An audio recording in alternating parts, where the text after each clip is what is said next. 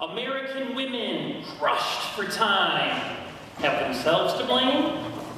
The article went on to say, many women feel that between working, taking care of the kids, and household chores, that they don't have enough free time, or feel comfortable enough to take it when they do. Why? Well, here's what really bugged my eyes. One of the main reasons these women were so burnt out was because they couldn't trust their husbands to take on more than repairs and yard work. One of the big things that these women were saying was that they have 11 plus domestic jobs, but the men only have 2. What? Phrases such as, men are great at learned helplessness, and women are capable of being right most of the time, smacked me in the face. Do you see the imbalance here? Sheesh!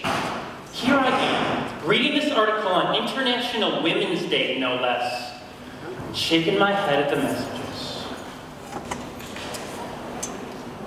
That's not how we roll at my house. My wife, Liz, has no problem putting me to work. As a matter of fact, I bet you could ask her right now, and she could pull out my worn-out time cards from her purse. Hi, honey.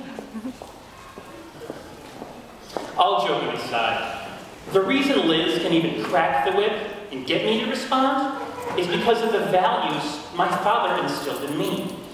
Fatherhood is a giant umbrella under which many responsibilities find shade, and it trumps repairs in yard work. Thanks to my dad, who taught me to finish, work before pleasure, Liz and I can tackle the chore list together. In that way, when I'm rocking out on the drums, she's quick to forgive me for the ringing in her ears.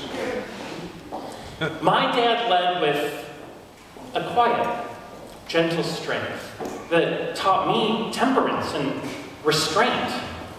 As a man living in this society, sometimes it's a challenge not to lumber about, yelling, fee, fi, fo, fum, staking and claiming things. Even though, growing up, my dad's sneezes shook the whole neighborhood. That said more about his inner power than anything else. And it's that same inner power that I commit to and nurture every single day. He taught me that you can be learned and capable in so many ways without lording it over anyone's head. My dad is a great, courageous man. He always put his family first, and because of that, I'll do the same. Now, don't get me wrong. I know there are pressures out there telling men to get the heck out of Dodge when the going gets rough. And it does get rough. But there is joy and honor in not being moved.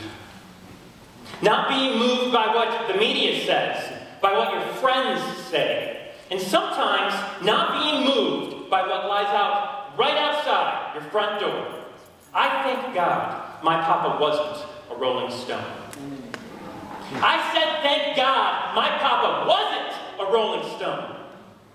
His constant love and provision was the first glimpse of God that I had. And if a man as distinguished and as faithful as my father can call Jesus his Savior, it's a no-brainer for me to follow suit. And it's the same legacy that I want to pass on to my sons and daughters. And with some dedication, perseverance, constant prayer, and the help of the ladies in this room, every man in here can too.